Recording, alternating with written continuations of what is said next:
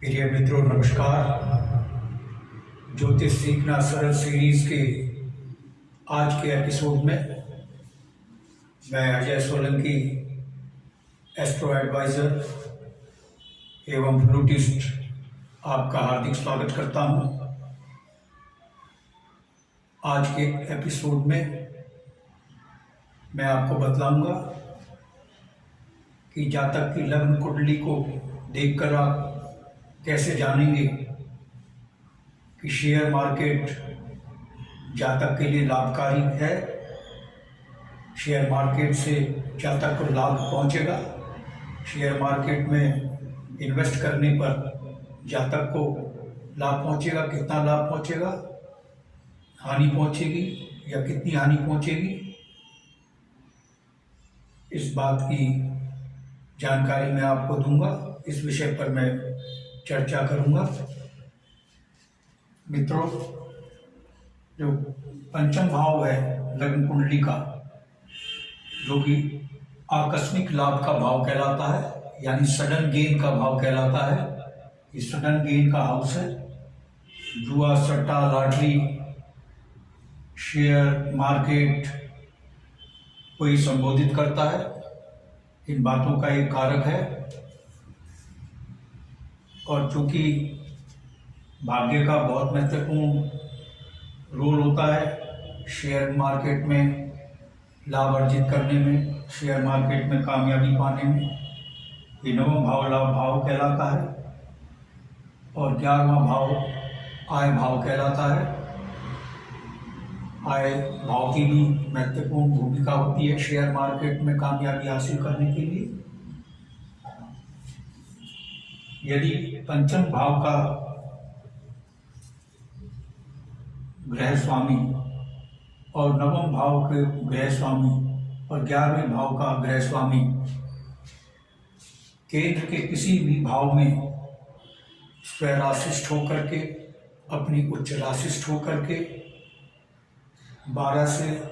18 degree के मध्य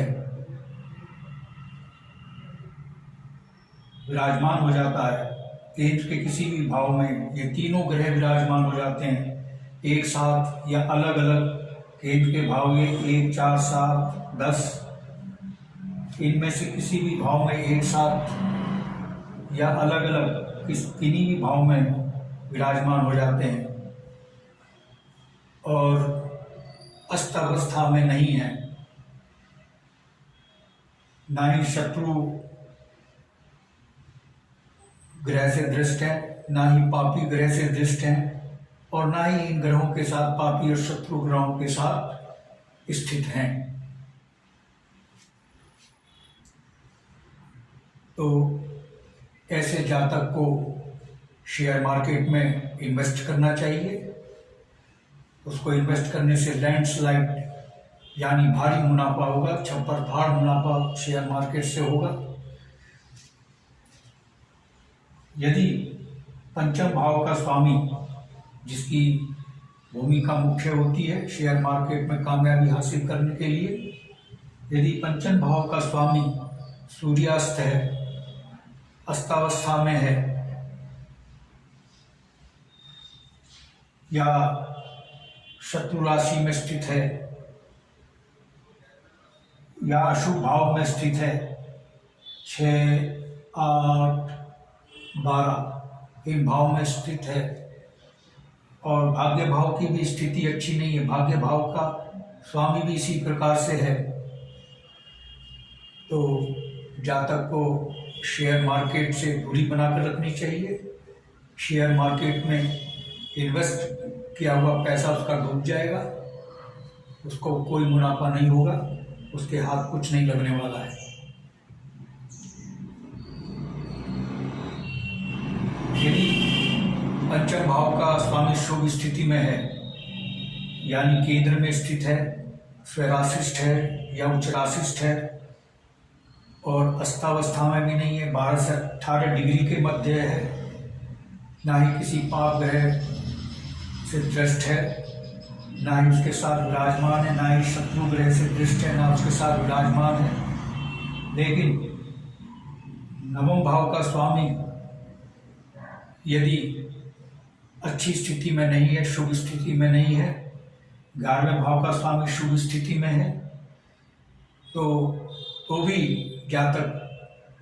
share market में investment कर सकता है। उसको लैंडस्लाइड प्रॉफिट तो नहीं होगा, हाँ प्रॉफिट अवश्य होगा।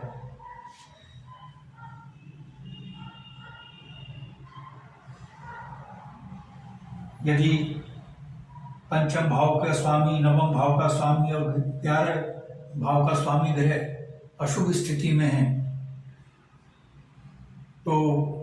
जैसे मैंने अभी अशुभ स्थितियां बतलाई थी, अशुभ स्थिति में है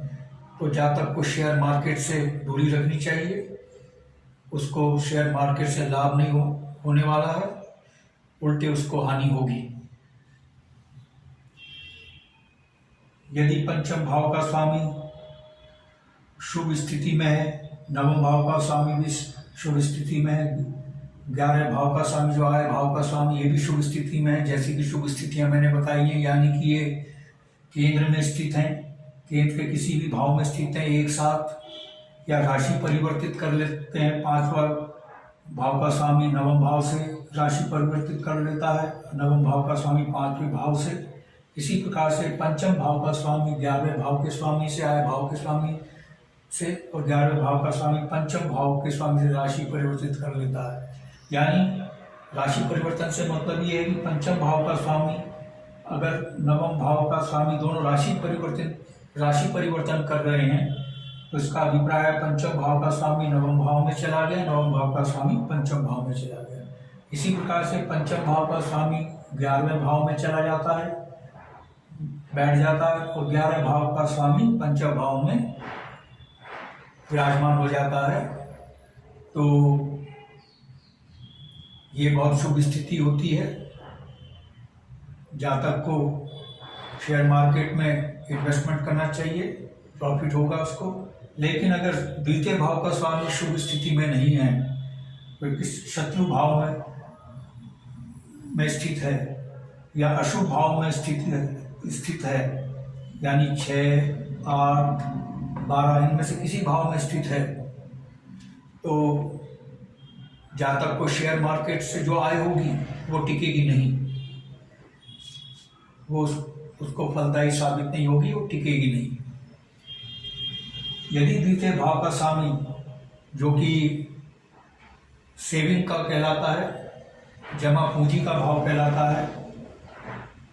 शुभ स्थिति में है, केंद्र के किसी भी भाव में स्थित हो जाता है, 1, 4, 7 या 10, या स्वयं राशिष्ठ होकर बैठता है या उच्च राशिष्ठ होकर बैठता है,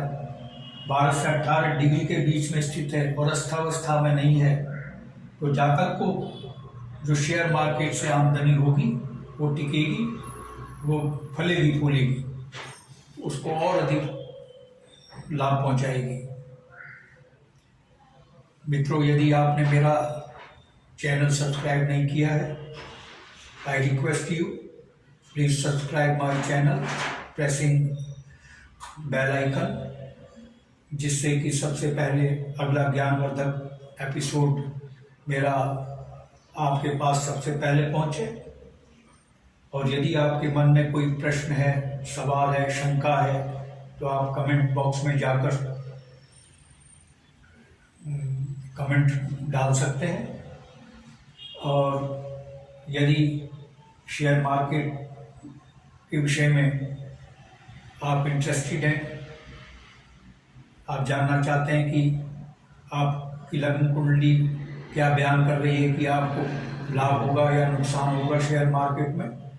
या आप अपनी कुंडली का विश्लेषण करवाना चाहते हैं, तो अपना डेट ऑफ बर्थ और यानी जन्म तिथि, जन्म स्थान और जन्म समय के साथ और अपने सवालों के साथ, समस्या के साथ मेरे व्हाट्सएप नंबर पर आप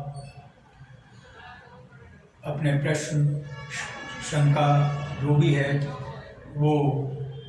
मेरे व्हाट्सएप नंबर 9411769698 पर भेज सकते हैं। मैं आपको तुरंत रिप्लाई दूंगा,